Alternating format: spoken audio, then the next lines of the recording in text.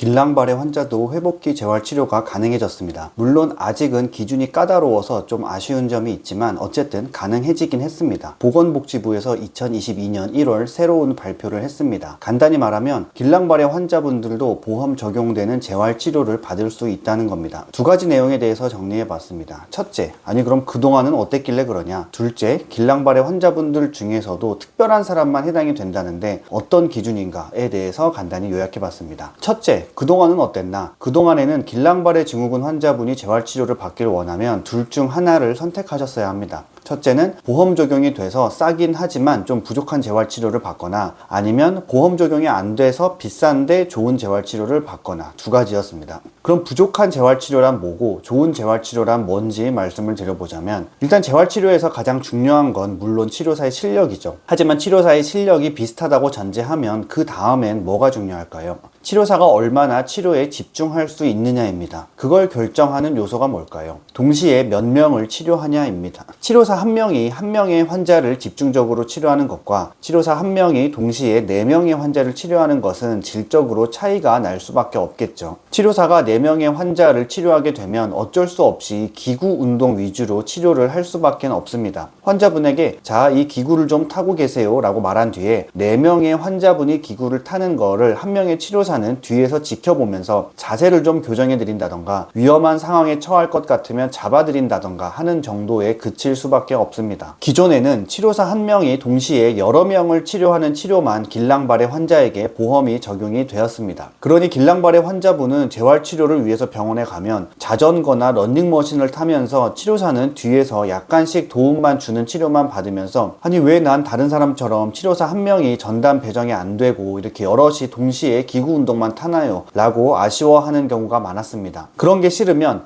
나는 보험 적용 안 받아도 되니까 비싼 치료 해주세요 라고 요청해서 비싼 비급여 치료 비용을 내고서야 치료사 한 명이 전담으로 배정되어 치료를 받아야 했답니다. 그럼 그동안에는 어떤 문제가 있었길래 그럴 수밖에 없었을까요? 그건 1대1 치료를 시행받고 보험 적용을 받을 수 있는 기준이 뇌나 척수 질환일 때로 한정되어 있기 때문이었습니다. 뇌나 척수의 질환을 다른 말로 표현하면 중추신경계의 질환이라고 합니다.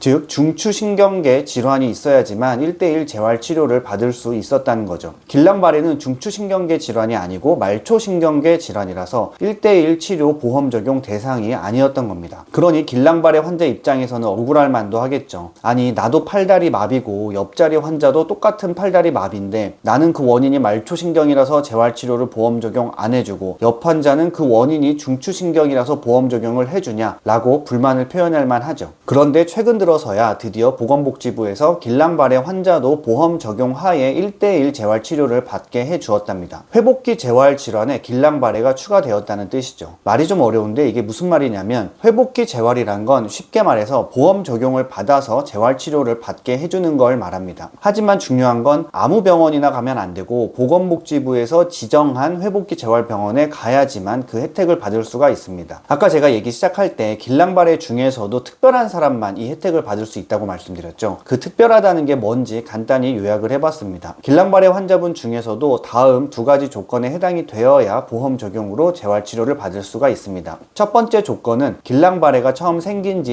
60일 이내에 재활병원에 입원해야 하고 두 번째 조건은 그 재활병원이 아무 재활병원이나 다 되는 것이 아니고 보건복지부에서 지정한 회복기 재활병원이어야만 한다는 겁니다. 이 두 가지 조건에 모두 맞아야 혜택을 보실 수가 있습니다. 이때 가장 조심해야 될 거는 두 가지 조건 중에 첫 번째 조건인데요. 길랑발해가 생긴 지 60일 이내에 반드시 입원 절차가 진행되어야 한다는 점입니다. 왜 이걸 조심하셔야 되냐면 어떤 경우가 있을 수 있냐면 길랑발해 증후군이 생겨서 대학병원에 입원해서 치료를 받다가 치료받은 지 50일이 되어서 대학병원에서 자 이제 퇴원해서 재활병원으로 가세요 라고 합니다. 그럼 환자분이 날짜를 계산해 보니 길랑발해가 생긴 지 50일밖에 안 돼서 나는 아직 50일밖에 안 됐으니까 회복기 재활병원에 입원하기에 충분한 시간이겠구나 라고 생각하고 회복기 재활병원에 입원 신청을 합니다. 그런데 회복기 재활병원에서 충격적인 답이 돌아옵니다. 입원이 밀려 있으니 11일 이후에나 입원이 가능합니다 라고 하면 이미 길랑발해를 진단받은 지 50일이 되었는데 지금부터 11일을 더 기다리게 되면 결론적으로 길랑발해가 생긴 지 61일이 되었을 때 입원이 가능하다는 거고, 그럼 정부에서 말한 60일 이내에 입원하는 기준에 충족하지 못하게 됩니다. 그러면 하루 차이로 혜택을 못 받게 됩니다. 회복기 재활병원은 지역별로 몇 개가 없기 때문에 입원을 하고 싶은 환자분들의 대기가 많이 밀려 있을 수가 있습니다. 입원을 아무리 일찍 신청했더라도 실제로 입원이 실행된 날이 60일째를 넘어가 버리면 아무 소용이 없습니다. 그렇다고 회복기 재활병원에다가 우린 며칠만 지나면 60일 기준이 넘어가 버리니까 우리 먼저 좀 입원시켜 주세요 라고 말해봐야 소용없습니다. 왜냐면 다른 대기자분들도 다 비슷한 상황이기 때문이신 거죠. 결론은 미리미리 입원 신청을 하셔야 됩니다.